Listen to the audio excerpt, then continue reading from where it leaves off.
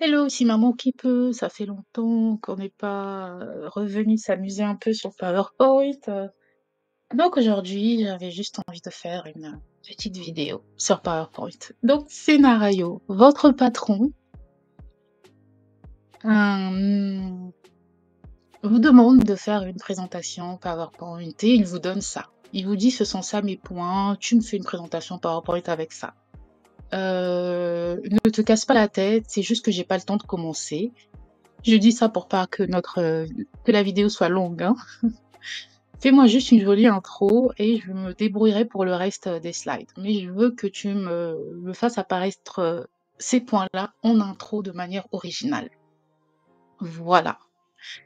Et donc, il vous balance ça comme ça. En effet, c'est moche. Il y a des bullet points. Il paraît que ce n'est plus du tout à la mode d'utiliser des bullet points dans les présentations PowerPoint. Ne me demandez pas pourquoi, hein. Les tendances, les gens.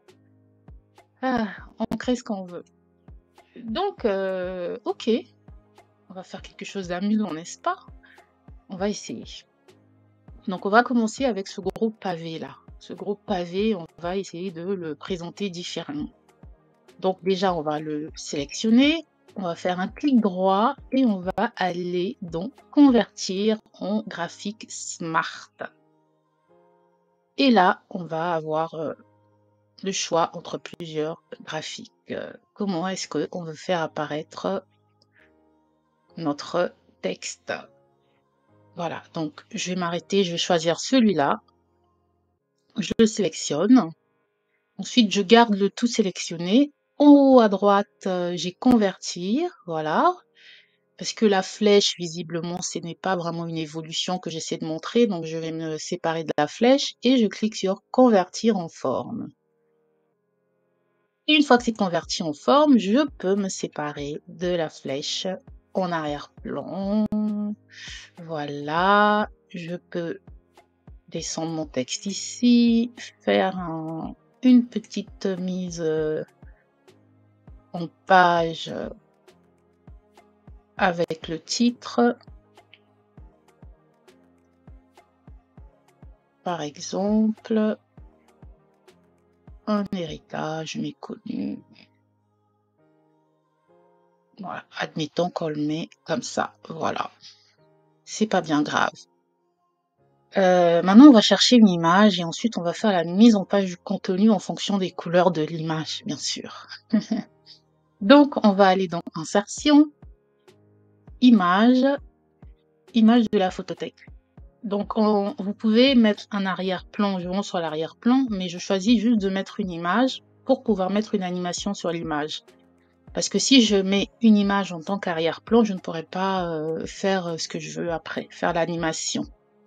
Donc, ce que je veux, puisqu'on parle de l'Afrique, on va chercher un peu un paysage.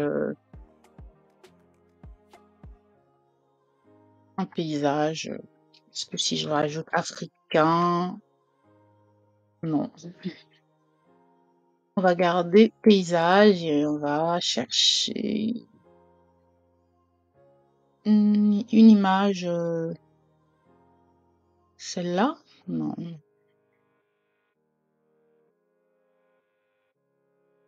On va chercher quelque chose qui fasse un peu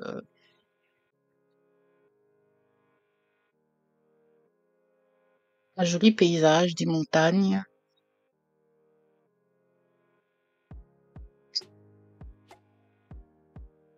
Cette image-là, voilà.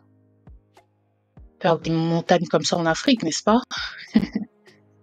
Donc je vais pas le mettre, je vais juste le mettre en arrière-plan, derrière le texte. Ensuite, je vais l'étendre en gardant le bouton CTRL appuyé. Je vais juste réduire un tout petit peu, voilà. Et là, pour le coup, je peux changer la couleur de mon texte en fonction de l'image. Voilà. Maintenant, on va sélectionner toutes ces formes-là. Hein, je garde le bouton Shift appuyé. Je vais dans Format de la forme, Le remplissage, je vais mettre aucun remplissage. Voilà, c'est parfait.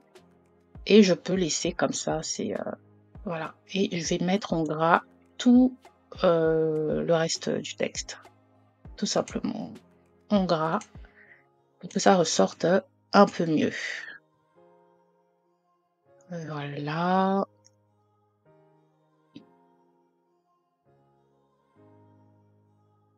Donc vous voyez qu'on a déjà réussi à faire quelque chose d'un peu plus agréable à regarder. Si on va en diapo, c'est déjà mieux que tout à l'heure, n'est-ce pas? Donc, après, ce qu'on peut faire aussi, c'est choisir de faire apparaître notre texte uniquement de ce côté-là. Voilà, pour qu'ici, comme il y a un peu plus de lumière, ce soit pas mal aussi. Donc maintenant, on va mettre une animation. On va cliquer sur l'image. On va aller dans animation, ajouter une animation et on va mettre agrandir et rétrécir, comme ça. Donc, si vous allez donc dans le volet d'animation, en haut à droite, vous pouvez mettre démarrer avec la précédente pour que ce soit automatique. La durée, on va la laisser comme ça. On va dans les options de l'effet. On voit que ça va augmenter à 150%, pourquoi pas. On va faire un démarrage un petit peu en douceur. OK. Et là, on va faire on va voir ce que ça va donner. Un preview. Voilà. Donc après, ce qu'on peut faire aussi, si on veut que notre image soit un peu plus centrée, je peux juste agrandir ma photo. Comme ça. Pardon.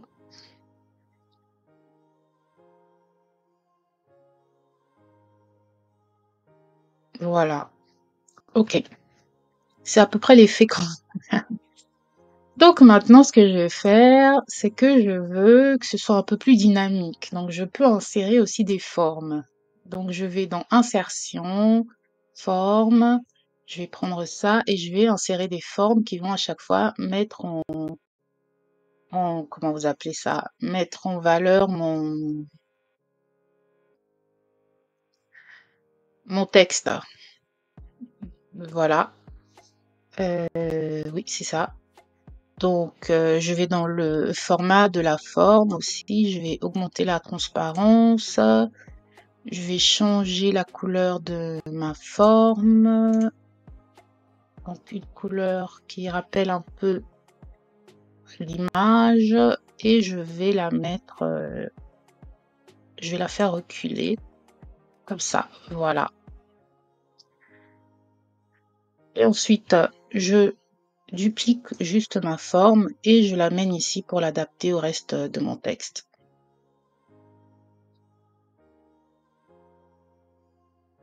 Voilà, juste comme ça. Désolée pour le bruit, les enfants qui peut. Enfant qui peut, enfant qui peut. Voilà. Alors, je vais juste faire... alors, je dois d'abord faire reculer. Voilà. Non, ça va pas marcher. Pourquoi tu ne recules pas, mon ami? Alors, voilà.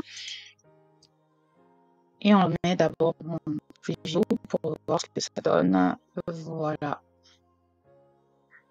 Donc, ce que je n'ai pas enlevé, c'est les contours. Donc, dans le format de la forme, sans contour. Sans contour. Et c'est parfait. Donc là, on peut dire qu'on a quelque chose de convenable, mais ce n'est pas encore ce qu'on veut. On veut faire une jolie présentation, n'est-ce pas? Donc, je vais dupliquer ma diapositive et je vais aller sur la toute première diapo et je vais donner à mon patron une jolie présentation. Donc, qu'est-ce qu'on va faire? On va faire que les interlocuteurs de mon patron, ils vont commencer par voir cette jolie image qui va les rendre un peu curieux, hein. Ils vont être inspirés, pardon. Je vais commencer par descendre ça, voilà, comme ça. Et on va mettre la transition morph. Maintenant, vous connaissez, voilà, elle est appliquée. Après 3 secondes, sur les objets, appliquer partout, voilà. Et là, on va revérifier notre mise en page. Donc, la première image, c'est celle-là. Et ensuite, on a notre texte qui apparaît. Est-ce que ce n'est pas magnifique? Donc là, vous avez une jolie introduction pour votre patron. Et après, vous pouvez continuer à dupliquer vos pages et à modifier tout simplement. Donc, imaginez que là, vous voulez parler, par exemple, des mathématiques. Vous changez votre texte par les mathématiques. Alors, je n'ai pas les accents, donc je vais juste me contenter de copier le texte ici. Les mathématiques, vous mettez, vous faites la mise en page comme vous voulez. Voilà, vous pouvez réduire le contenu comme ça. Et ici, pour le coup, vous supprimez tous les autres. Ça ne supprime pas. Je voudrais supprimer juste chaque objet, comme ça, voilà. Oups. Voilà. Et ici, vous pouvez mettre un box pour qu'il puisse mettre tout son texte, tout son blabla sur les mathématiques et mettre l'animation que vous voulez et votre patron sera content. Voilà, c'était tout pour aujourd'hui. Merci d'avoir regardé cette vidéo et j'espère qu'elle va vous servir. Et je vous dis à la prochaine fois pour une nouvelle astuce maman qui peut. Ciao!